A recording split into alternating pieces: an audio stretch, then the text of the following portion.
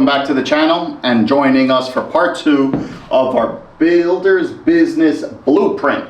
Today we're going to go over the topic of the foundation. As we looked at last week, we studied part 1 of the blueprint, but part 1 was more of an introduction. It was understanding why we needed a blueprint, what type of mindset we needed to activate and change everything that we're doing in our mindset to reach the steps within a blueprint. This week, we're going to be going over the foundation of the blueprint. Now, today and the last few days, we've been talking about what is that foundation that we're talking about. Well, just like a structure, just like any other project you go to, no work can begin until the foundation is solid. Why is that? Because we understand that, hey, if you build a house, if you build a structure, if you build anything on a poor foundation, you have the chance to lose everything. No matter how big you build it, how strong you build it, if the foundation is weak, everything else will fall apart. So we opened up a poll today and we asked you guys, what is the foundation of your business? We asked you guys, if you guys have the chance, comment down below in the comments, what did you pick? What is the foundation of your business? We had 4 options. It was the vision or the goal you have. It was your business plan. It was the owner, or it was the team. I want to know what you guys think in the comments down below. Is it the goal or the vision of the company? Is it the business plan of the company?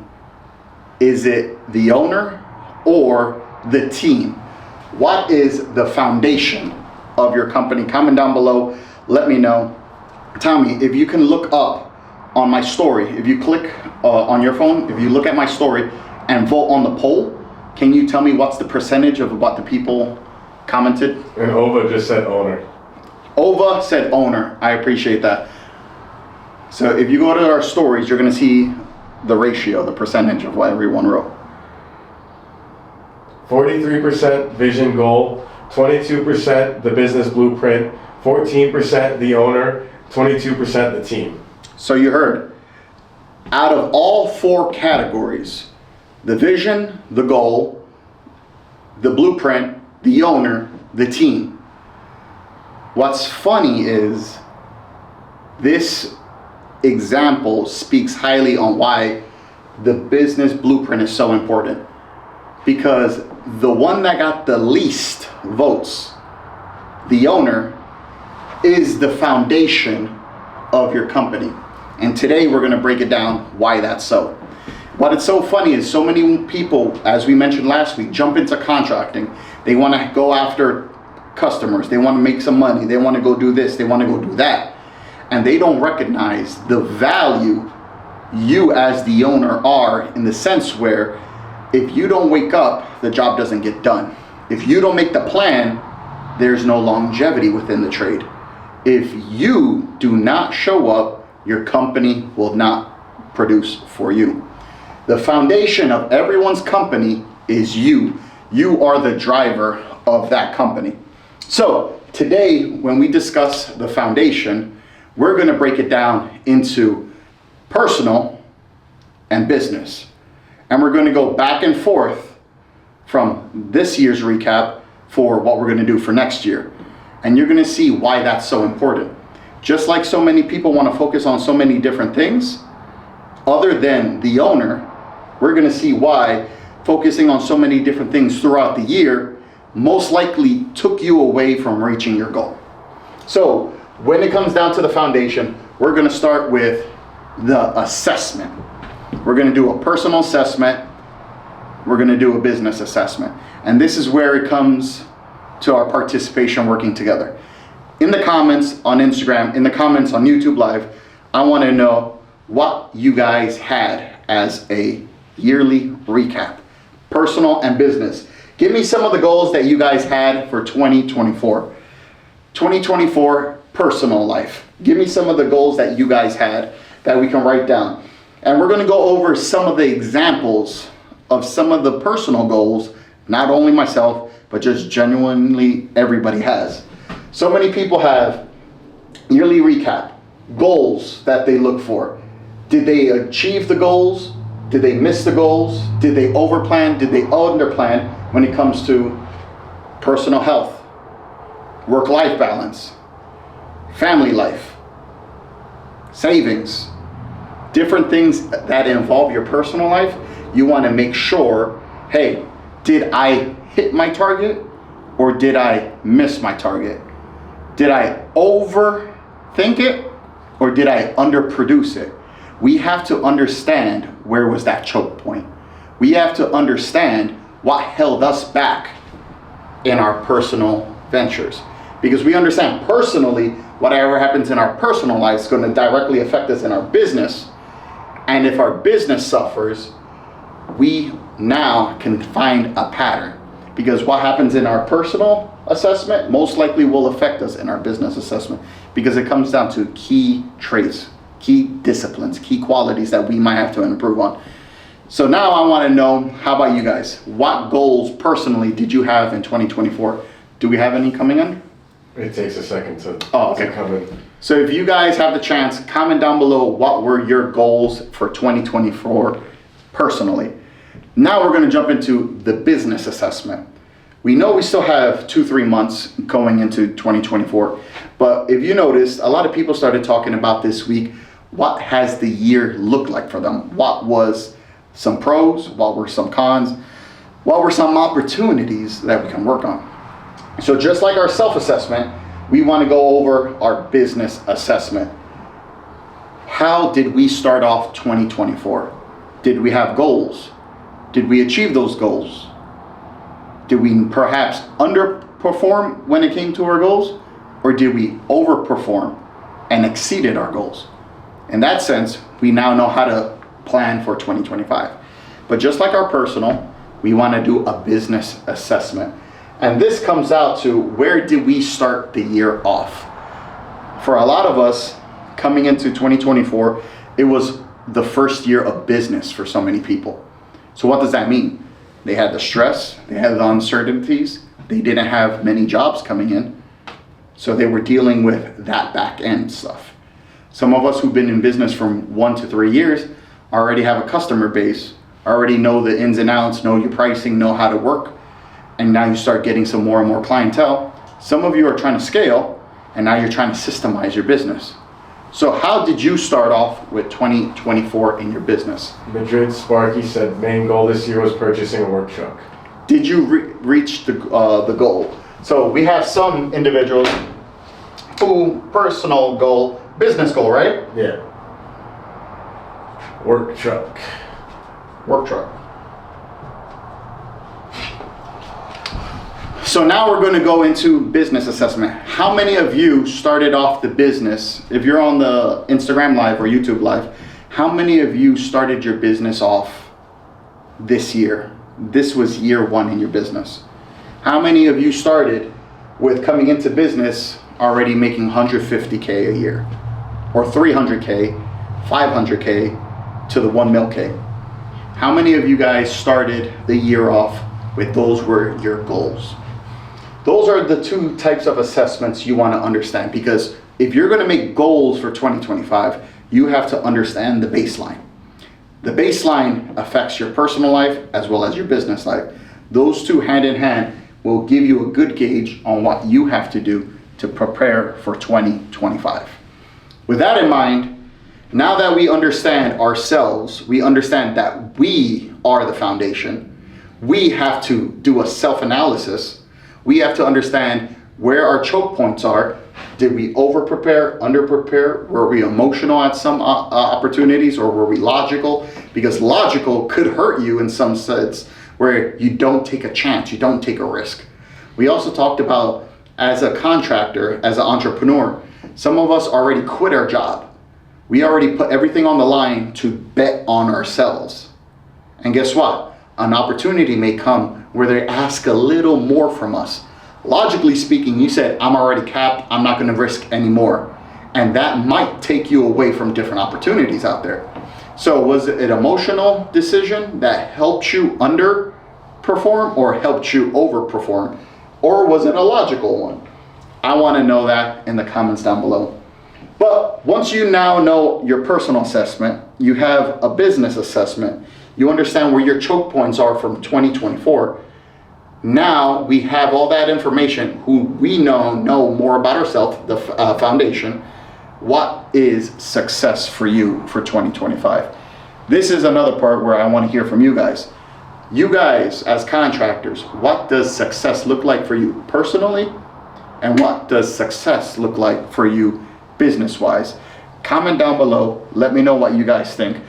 What is a goal that you have personally? Could it be some more time with the family? Could it be some more time at home, work-life balance? Your health? You want to sleep more, stress less? Or a business sense? I'm making 150 a year. I want to double that to 3. I want to hit 5. I want to be a 1 mil. I want to hire some employees. I want to get more work trucks so I can have more guys send them out in the field. What does success look like for you? And I know last week we talked about that success. And if you guys remember, we made these challenge coins so it can remind us all year on what is our primary objective when we come into any decision. What does a successful decision look like?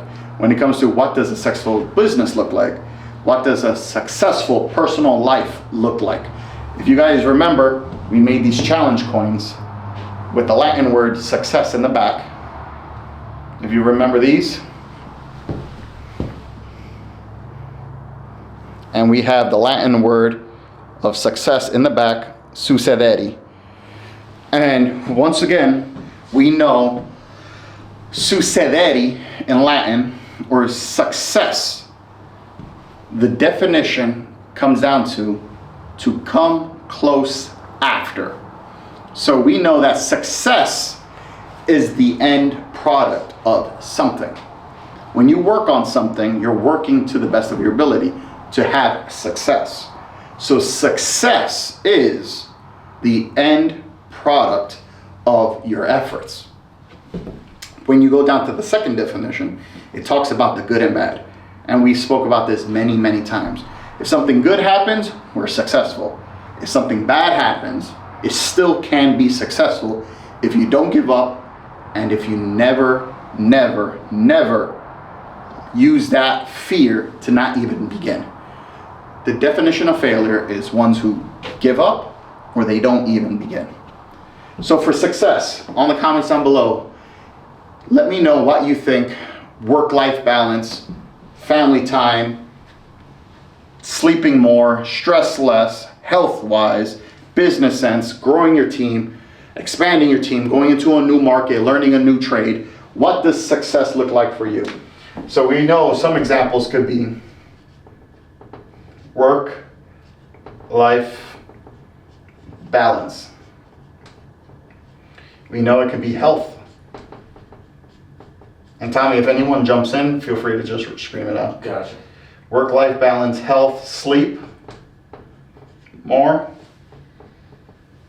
stress less, eat healthier, especially as contractors.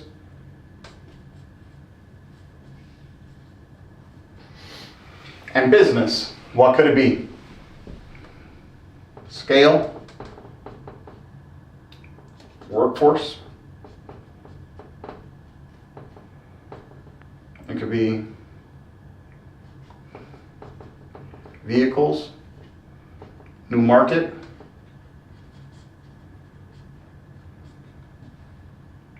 It could be certifications, etc. Whatever success looks like for you, we want to write that down. We want to understand, hey, this is what I'm truly working towards. That is success for me. And then once we have it written down, now we can personally reverse engineer it for the year. So if you're looking to hit a certain number, if you're looking for a certain amount of workforce in your team, hire 2 guys, scale it up to 4. We can now break that down and reverse engineer it to make sure we hit our quarterly goals, weekly goals, and so on and so on. Same when it comes to personal. This is the aspect where it's so simple to visualize what you want to do. That's why for so many people, the vision board is so important for so many individuals, because you want to visually see your representation. You want to see what you're aiming for. A vision board is so useful, it's so important, because you get to put it down in writing. What are you working for? What are you solving for? What is success for you? The vision board allows you to see, hey, that's a constant reminder. For us at Energize Us, our vision board, our reflection is these challenge coins, because we want to remember we're always working towards success. Whatever success is for you, you have to visually see it, personally as well as business sense. Once you write that down, now we can make a plan of attack. With that being said, now we can attack the plan based off of our business assessment and our self-assessment, because we already found out what was our choke points throughout 2024. Now we got to make sure, how do we avoid these? The simple fact that we put it down on paper, we now know, hey, this is what held me back. Hey, I made some emotional decisions. I made some logical decisions. I overachieved, I underachieved, I missed goals, I achieved my goals. Whatever our choke points was in this, by a self-analysis or by our business analysis, we now know our choke points. We know what to avoid when we come into what success looks like for us in 2025. So now when moments of an emotional decision comes up, you say, I'm not going to do that again. Make that change. I'm not going to make that logical decision because it messed me up last time. Let's try something else. So when you understand yourself as the foundation, you can now look to your goals of what success looks like in 2025 and now attack it in an even better, smoother, smarter, wiser way. With that being said, when it comes to the skilled trades, when it comes to owning and operating your own business, not only do you have to understand yourself as the foundation, you are the driver. You are the driver of the company. You are the foundation. Everything begins with you. You have a goal. You have to achieve the goal. You work on the goal. You build on the goal. You achieve the goal. It starts with you. Other individuals, when we talk about the goal, the vision, you ever heard of the phrase in the Bible where they say, faith without works is dead? You can have the dream. You can have the vision. But if you don't work on it, you're never going to achieve it. If you are now working on a business plan, same concept. You can have the best business plan written out, but if you, the owner, do not initiate or take action on that business plan, it's worth nothing. The same with the team. If you're relying on the team to carry you, and you yourself as the foundation of that company are not holding your weight, your team is eventually going to leave. They're not going to look at you as a leader, and they're not going to follow you as you want to grow. The foundation begins with you. The foundation ends with you. You are the foundation of the company. You dictate what success looks like for you. With that being said, not only do you have to understand yourself, but you have to understand that in contracting, there's 3 things you have to master. 3 things that will differentiate you from the rest of your competitors. As we mentioned in our part 1, so many people come into contracting and they want to go, go, go. They focus solely on hard skills. They focus solely on get her done, just do the job. But then when we have to build our business, start sending invoices, start following up with people, we start neglecting the soft skills. We were learners who worked with our hands, who learned differently from school. That's why we wasn't a good student. That's why they said the entrepreneurs, the blue collar, is those C students who got the 70s to 75, sometimes Fs, who just barely passed. We were those type of students because we didn't learn the traditional way. So when it comes to soft skills, when it comes to sit down, play nice, send an email, write that draft, communicate, show leadership, that didn't mix with us well. So what happens? When you come into business and you have to work on soft skills, communicating, red lines, updating, all this different stuff, we start neglecting that because we want to run on our strong suit, which is our hard skills. But you have to understand the difference between hard skills and soft skills, and most importantly, self-development. Remember, as we talked about, the foundation, you are only as strong as your weakest link. And in everybody's business, just like we said, it starts with the owner, it ends with the owner. You are that weakest link. Sorry to tell you guys, but you as the owner are the weakest link. You have to understand that if you want to stay in business, if you don't want to get complacent, if you want to grow, if you want to do something worthwhile, you have to keep self-developing. You have to believe in yourself. You have to train yourself. You have to put yourself in new uncomfortable situations so you keep growing. So, understanding yourself, and now understanding the three components of a successful contracting company. Hard skills versus soft skills and self-development. But what are hard skills? What are soft skills? Let's go over some examples.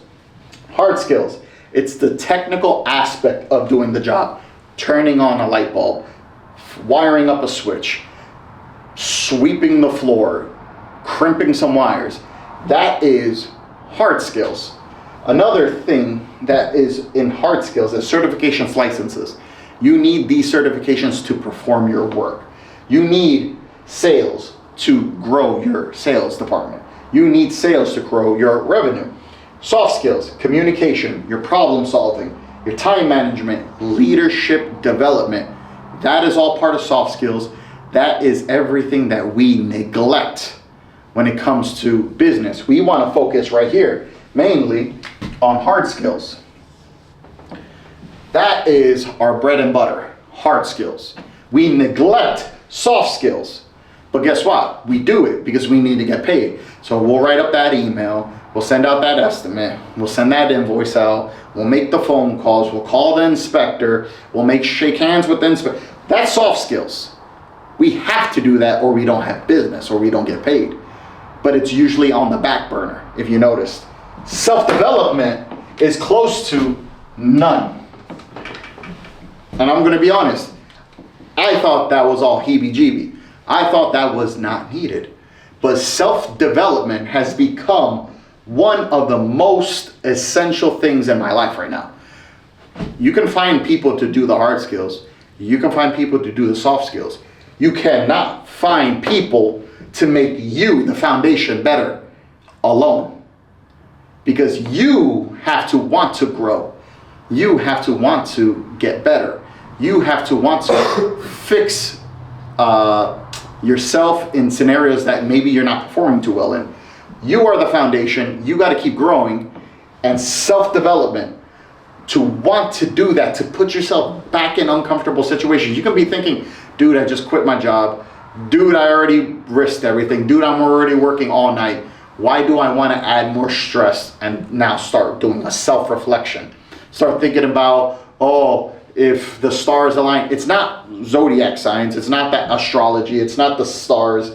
Self-development truly has become one of the fundamentals in how I started growing my operations. People don't understand that self-development as of now, to be honest, self-development as of now is probably my number one expense. Let me rephrase that. A lot of people will not believe that self-development right now is my biggest investment. Forget mortgage, forget insurances, forget payroll. I spend the most of my earnings on self-development. Why is that? Because you have to understand that you don't have all the answers.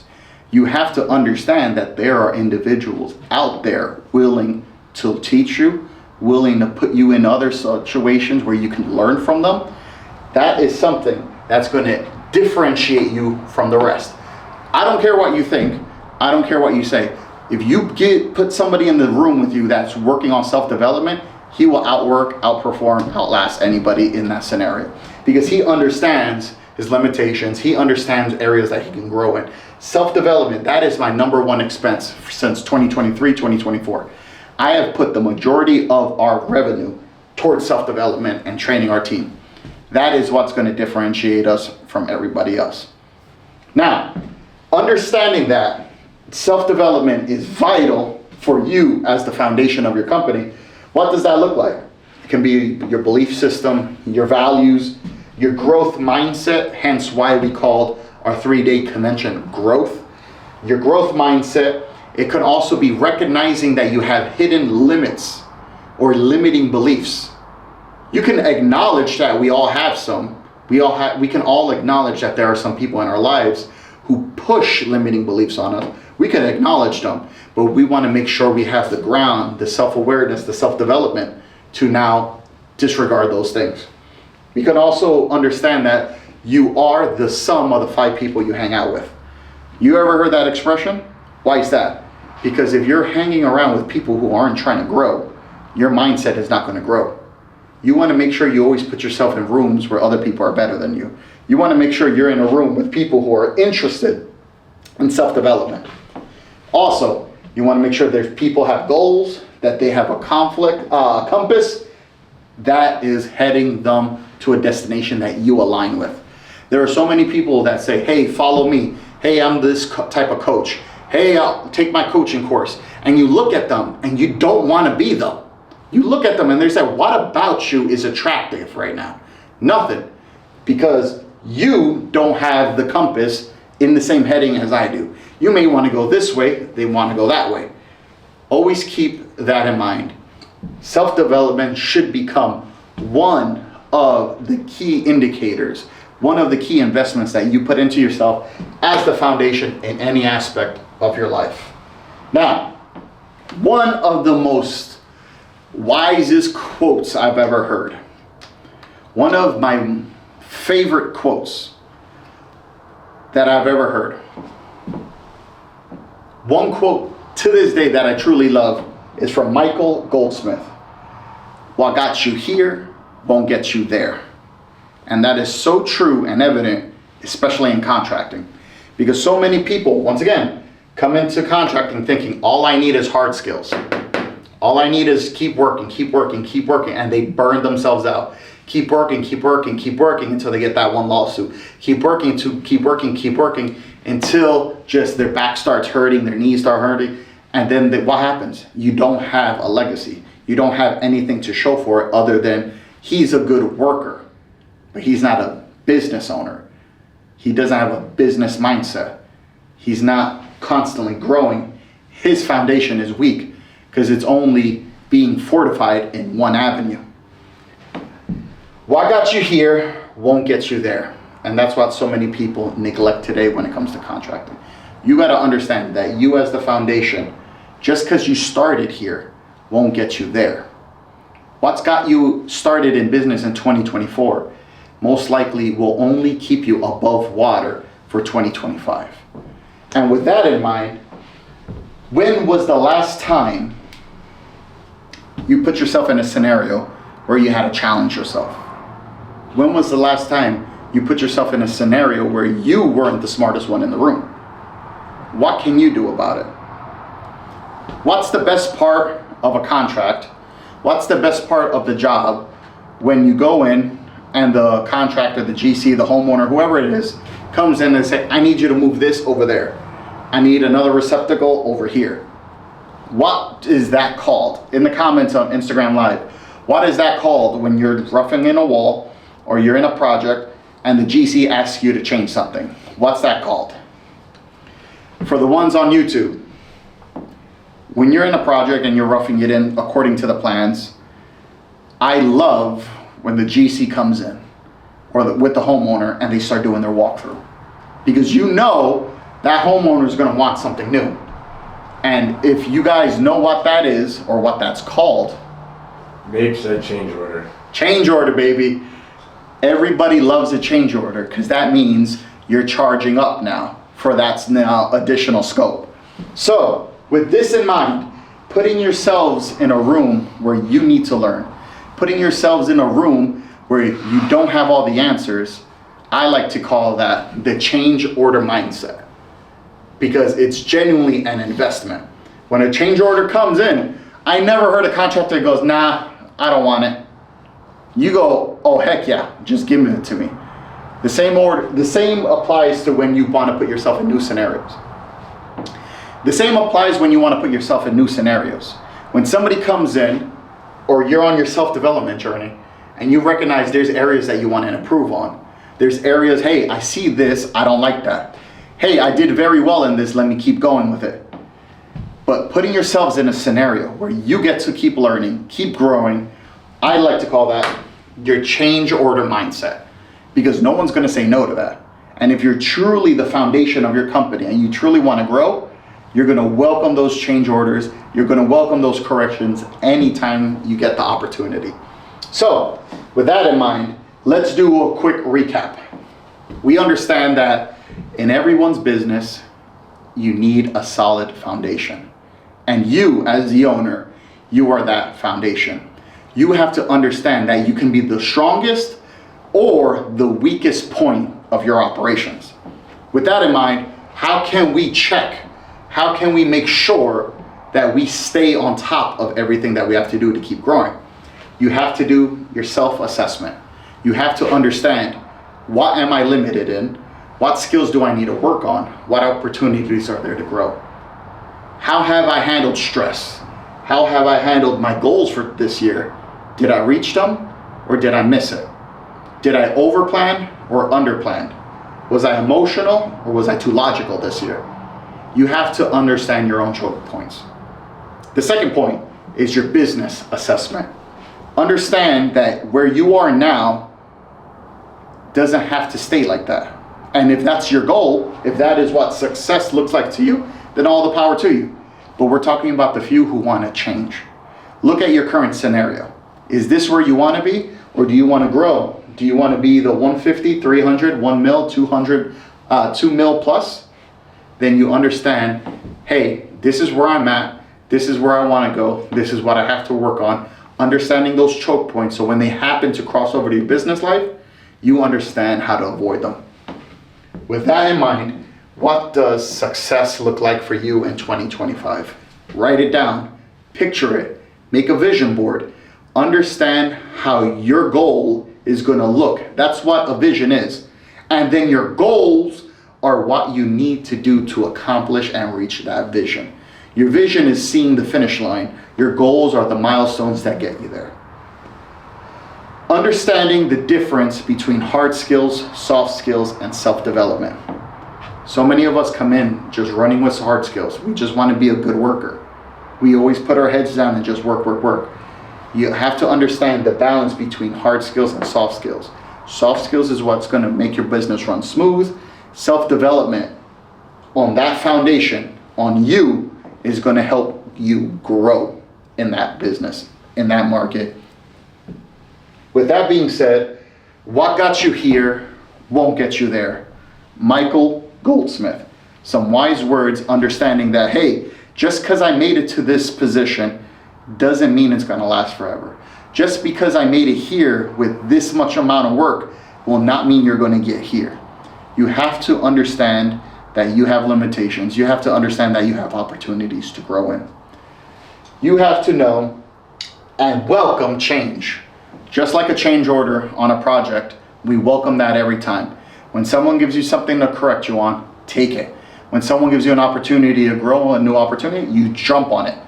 Never lose the opportunity for a change order mindset.